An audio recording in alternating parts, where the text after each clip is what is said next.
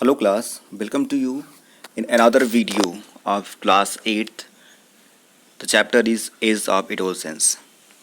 In this video, you will able to know about the reproductive health. In this chapter, you have also seen about the means of adolescence, puberty and many other things. So, without wasting the time, we start this particular topic. That name is a reproductive health. Class, you know well about the health. There is a many type of health like that physical, physiological, psychological and many more. But there is a reproductive health. Reproductive means the physical and mental well-being of an individual is regarded as an individual health. ठीक है, अगर किसी भी individual के health के बारे में पता करना है तो हमें उसका फिजिकल और उसका मेंटल ये दोनों जो है हमें चेक करना पड़ेगा कि वो मेंटली और फिजिकली अगर फिट है, इसका मतलब है वो हेल्दी है. ठीक है, बट यहाँ पर रिप्रोडक्टिव के बारे में बात हो रही है. मीन्स कोई पर्सन रिप्रोडक्टिवली क्या वो हेल्दी है कि नहीं, इसके बारे में यहाँ पे हम डिस्कस करेंगे. ठीक है, पर्सन को क्या करना चाहिए, उसे एक बैलेंस डाइट लेना चाहिए. ठीक है, उसके डाइट में जितने भी न्यूट्रिएंट्स रिक्वायर्ड हैं वो बैलेंस फॉर्म में होने चाहिए. ओके, आगे पढ़ेंगे. The person must also observe personal hygiene and undertake adequate physical exercise. इसके अलावा क्या होना चाहिए, इसके अलावा उसके पास जो है वो होना चाहिए पर्सनल हाइजीन और क्या फिजिकल एक्सरसाइज पर भी उसे फोकस करना चाहिए. ठीक है, balance diet, hygiene and physical exercise ये मस्ट है इसके लिए, रिप्रोडक्टिव हेल्थ को मेंटेन करने के लिए. राइट, नेक्स्ट हेडिंग है. नेक्स्ट हेडिंग हम आपको दिखाना चाहेंगे. नेक्स्ट हेडिंग आपकी है nutrition needs of the adolescents. ठीक है, तो एडोलसेंट्स आपको पता है कि एडोलसेंट्स पीरियड किसको बोलते हैं. एडोलसेंस पीरियड जो होता है वो फ्रॉम 11 ईयर टू 19 ईयर के एज पीरियड को हम एडोलसेंस स्टेज या फिर प्यूबर्टी का स्टेज बोल सकते हैं. ठीक है, अगर आप यहाँ पर केयर करिएगा तो एक आपको वर्ड मिलेगा बैलेंस डाइट. बैलेंस डाइट का मीन्स होता है कि ऐसा कोई फूड जिसमें न्यूट्रिएंट्स एक बैलेंसिंग कंडीशंस में हो.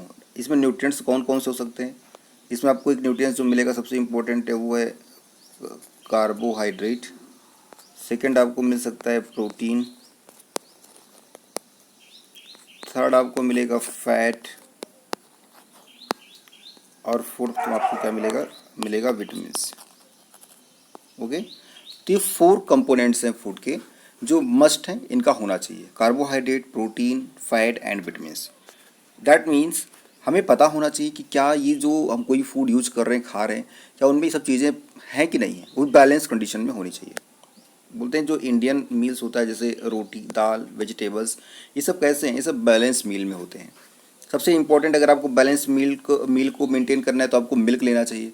अगर आप मिल्क लेते हैं तो मिल्क क्या है, एक बैलेंस डाइट, मिल्क को हम एक बैलेंस डाइट मानते हैं. ठीक है, अगर आप ध्यान दें इन्फेंट्स जो छोटे बच्चे होते हैं जब जिनका बर्थ होता है तो वो कुछ भी नहीं खाते. ऐसा नहीं कि वो उनका बर्थ होते ही वो दाल, चावल, रोटी सब चीज़ें नहीं खाते हैं. पहले क्या करते हैं, वो मदर्स के मिल्क पर डिपेंडेंट होते हैं. सोचिए उनका पूरा जितना भी डेवलपमेंट होता है वो किस पे डिपेंड करता है, वो डिपेंड करता है मदर्स मिल्क में. मदर्स मिल्क में ऐसी क्या चीज़ है, मदर्स मिल्क में मिलता है उन्हें कोलेस्ट्रॉम. क्या मिलता है, उन्हें मिलता है कोलेस्ट्रॉम. और कोलेस्ट्रॉम क्या करता है, उनकी बॉडी में एंटीबॉडीज़ का डेवलपमेंट करता है, जिससे क्या होगा वो किसी भी डिजीज़ को फाइट कर सकते हैं. ओके, और फूड में क्या होना चाहिए, फूड में होना चाहिए आयरन होना चाहिए. ऐसा क्यों रिक्वायरमेंट है, क्योंकि ब्लड में पाया जाता है हीमोग्लोबिन. ब्लड में क्या होता है, हीमोग्लोबिन होता है. और हीमोग्लोबिन में एक इम्पॉर्टेंट चीज़ क्या है, वहाँ पर होता है आयरन. और आयरन की वजह से हीमोग्लोबिन क्या करता है, ये ब्लड में ऑक्सीजन को बाइंड करने का काम करता है. ठीक है, तो आयरन होना ज़रूरी है.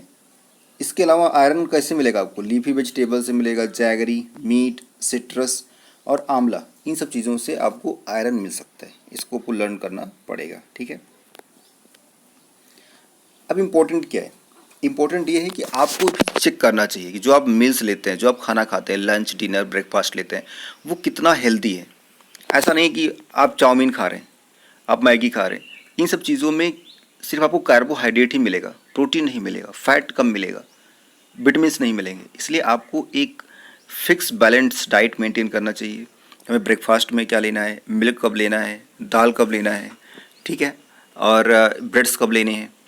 इसके अलावा सैलड्स बहुत इंपॉर्टेंट होते हैं।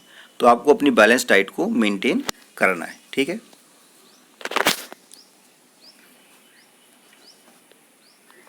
ओके, अगला हेडिंग इसी में आपको देखना है। जो नेक्स्ट हेडिंग है that is personal hygiene. Personal hygiene का सेंस क्या होता है? पर्सनल हाइजीन का मतलब ये होता है कि हम अ, अपने सराउंडिंग में या अपनी सेल्फ, जो हमारे बॉडी पार्ट्स हैं उन सबको हमें क्लीन रखना चाहिए, उन सबको हमको वायरस फ्री रखना चाहिए, उन सबको हमको बैक्टीरिया फ्री रखना है। मीन्स हमें अपनी बॉडी को, एवरी बॉडी हमें क्या करना चाहिए, बाथ लेना चाहिए, हमको रोज़ नहाना चाहिए।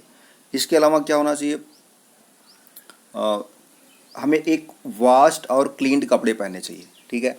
हमें अपनी बॉडी को भी क्लीन रखना है और जो कपड़े पहने वो भी कैसे होने चाहिए, अच्छे होने चाहिए, साफ़ सुथरे कपड़े होने चाहिए, ठीक है। इससे क्या होगा, इससे बैक्टीरियल इन्फेक्शन कम हो जाएगा। बैक्टीरियल इन्फेक्शन नहीं होगा, आपका जो है फंगस इन्फेक्शन जो होता है वो भी कम हो जाएगा, वायरल इन्फेक्शन भी कम हो सकता है। यहाँ पर एक इम्पॉर्टेंट पॉइंट दिया जा रहा है कि गर्ल्स को they should keep track of their menstrual cycle and be prepared for the onset of menstruation. जो उनका मेंस्ट्रुअल साइकिल है उस पर भी उनको फोकस